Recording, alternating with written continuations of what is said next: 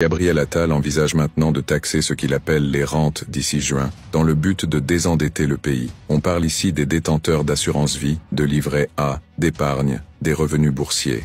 Et sans surprise, les détails manquent encore. Mais voilà, la France, déjà championne toute catégorie de la taxation, trouve encore le moyen de s'illustrer. Tout est bon pour siphonner encore plus d'argent de la classe moyenne. Non, vraiment c'est trop. Il semble vouloir taxer absolument tout ce que les gens parviennent tant bien que mal à gagner. Il croit vraiment qu'en taxant davantage par magie, tous nos problèmes vont se résoudre. Quel clown. Regardons les faits. Nous sommes déjà à 46% de prélèvements obligatoires. Et malgré cela, le pays est dans un état lamentable à cause des politiques précédentes, ainsi que la Macronie qui accélère la cause. Regardez plutôt comment le CAC 40 et ses propriétaires prospèrent. Ce qui se passe sous nos yeux, c'est du vol organisé avec une précision chirurgicale. Certains diront naïvement que c'est de l'incompétence. Mais la réalité, l'erreur est de penser que c'est de l'incompétence. Ils ne sont pas incompétents, ils sont mis en place pour ça. Quoique l'incompétence de ce jeune merdeux n'est plus approuvée, il n'a pas le niveau d'études et n'a jamais rien branlé de sa vie. C'est répugnant. Actuellement, le gouvernement ne cesse d'augmenter taxes et prélèvements sur les petits, pendant qu'il épargne les gros pour ne pas les faire fuir, que ce soit les entreprises ou les individus fortunés. Ne pas vouloir faire fuir les gros poissons, je veux bien, mais vous ne pouvez pas faire porter le fardeau uniquement sur les épaules des plus modestes. C'est indécent. Les gens pourraient paniquer, retirer leur argent et provoquer une chute du système bancaire en un clin d'œil. Mais apparemment, le français est plus docile que des moutons. On leur montre des milliards en évasion fiscale, mais ils préfèrent stigmatiser le gars au RSA. Le français est perdu dans le multivers. Si vraiment l'État veut récupérer de l'argent, qu'il commence par lutter contre la fraude fiscale des grosses entreprises, car on parle là de dizaines de milliards d'euros. Au lieu de ça, c'est toujours sur les mêmes qu'ils s'acharnent. On écrase de plus en plus les Français sous les taxes, pendant qu'on continue de dilapider de l'argent pour d'autres pays et pour l'UE. Taxer les assurances vie, alors qu'elles sont censées protéger nos familles pour diverses situations, nos santé, ou simplement pour laisser quelque chose à nos enfants. Oui,